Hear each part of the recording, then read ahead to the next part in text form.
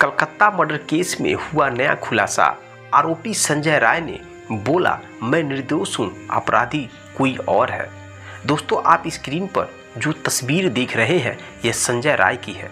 यह वही शख्स है जिसके ऊपर आरोप है कि उसने 8 और 9 अगस्त की दरमियान रात में हॉस्पिटल के अंदर एक लेडी डॉक्टर के साथ हैवानियत को अंजाम दिया था। उसके बाद उसकी हत्या कर दी थी। पूरे देश भर में इस बात को लेकर बवाल है। हर कोई सड़क पर उतरा हुआ है और हर इंसान यही चाहता है कि डॉक्टर लेडी के साथ जो हुआ उसको इंसाफ मिले। अब इस केस में एक हैरान करने वाली बात भी सामने आई है। यह एक ऐसा केस था जिसे सुप्रीम कोर्ट ने जिस पर सुमोटो लगा दिया। कोलकाता हाई कोर्ट ने भी इस केस को स्वतंत्र संज्ञान में लेते हुए जो मामला था वह कोलकाता पुलिस से ट्रांसफ़र कर दिया था सीबीआई को। सीबीआई इस मामले में तफ्तीश कर रही है, मगर अब कोलकाता के आरजीकर मेडिकल कॉलेज में लेडी डॉक्टर के बलात्कार के बाद हत्या करने के आरोपी संजय राय ने भी इस मामले में यू टर्न लिया है। उसके वकील कविता सरकार ने यह कहा कि वह चाहता है कि उसका पॉलीग्राफ टेस्ट किया जाए ताकि सच्चाई सामने आ सके। उसका कहना है कि वह पूरी तरह से निर्दोष है। वह इस मामले की जांच कर रही है। इस मामले की जांच कर सीबीआई को हर तरह से सहयोग देने के लिए मैं तैयार हूं ताकि असली अपराधी पकड़ा जा सके। संजय राय की जो वकील है कविता सरकार, उन्होंने इंडिया टुडे से बातचीत में कहा कि जब संजय की पॉलीग्राफ टेस्ट के लिए सहमति ली गई तब मैं वहां मौजूद थी। उसने टेस्ट के लिए अपनी सहमति दे दी थी। मैंने उसे व्यक्तिगत रूप से समझाया कि पॉलीग्राफ टेस्ट क्या होता है।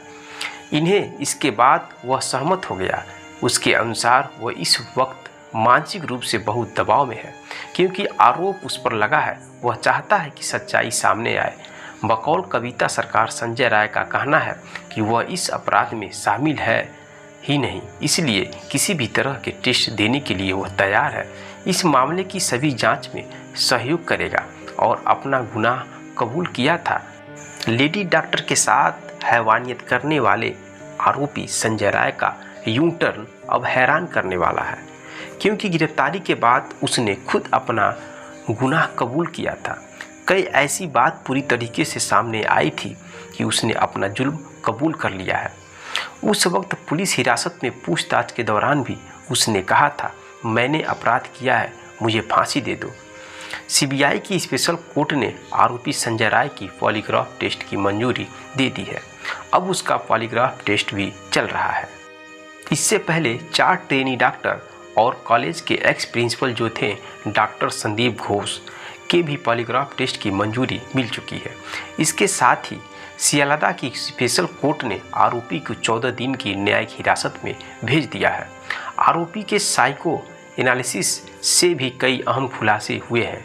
सीबीआई अधिकारियों के मुताबिक जो कई खबर सामने आई है और आज तक पर छपी खबर के मुताबिक आरोपी के साइको एनालिसिस से संकेत मिला है कि वह विकृत व्यक्ति था। आरोपी संजय राय पौर्न देखा और शराब पीने का भी आदी था। नई दिल्ली स्थित CFCL के डॉक्टर का हवाला देते हुए अधिकारियों ने पीटीआई को यह बताया कि कई मीडिया रिपोर्ट में ऐसा कहा जाता है कि सिविल वॉलंटियर जो था संजय, वो जानवर जैसे प्रवृत्ति का है। इस केस में सीबीआई आरजीकर मेडिकल कॉलेज के पूर्व प्रिंसिपल संदीप घोष से भी लगातार पूछताछ किया जा रहा है। उनकी जो भूमिका है उस पर भी शक हो रहा है। आरोपी मेडिकल कॉलेज के पूर्व प्रिंसिपल का बाउंसर बनकर कॉलेज में घूमता था। एक सीबीआई अधिकारी ने यह भी बताया कि आज तक पर छपी खबर के मुताबिक कि तकनीकी और वैज्ञानिक दोनों तरह से सबूत इस बात को पूरी तरह से साबित करता है कि आरोपी संजय राय मौका वारदात पर मौजूद था।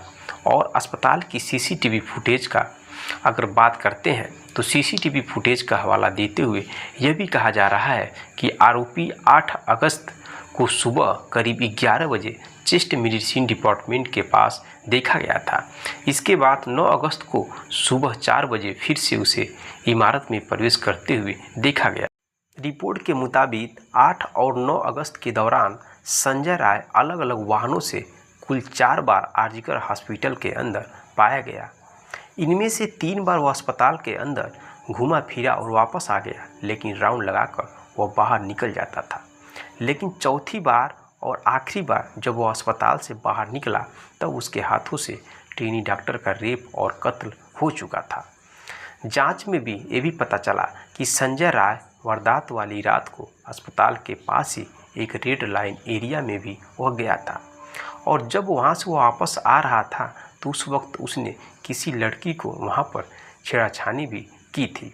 लेकिन अब इस केस में जो आरोपी के वकील है कविता सरकार, उनका एक क्लियर कहना है कि संजय का इस बात से अब इनकार कर रहा है कि उसने यह अपराध किया है, वह गुनहगार है।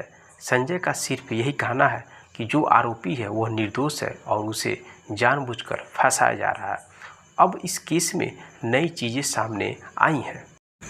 अब इस केस में जिस इंसान को अभी तक आरोपी माना जा रहा था और जिस इंसान ने अपना जुर्म कबूल भी किया था, अब वो सीधे तौर पर यह बोल रहा है कि उसने गुनाह ही किया ही नहीं है।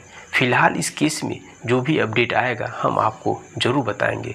बाकी इस केस के ऊपर, संजय की इस कहानी के ऊपर और संजय ने जिस तरीके से यू टर्न लिया है, अब इस केस में उसके ऊपर आपका क्या कहना है, क्या सोचना है, हमें कमेंट करके ज़रूर बताएं। मिलते हैं नेक्स्ट वीडियो में नेक्स्ट अपडेट के साथ। तब तक के लिए जय हिंद, जय भारत।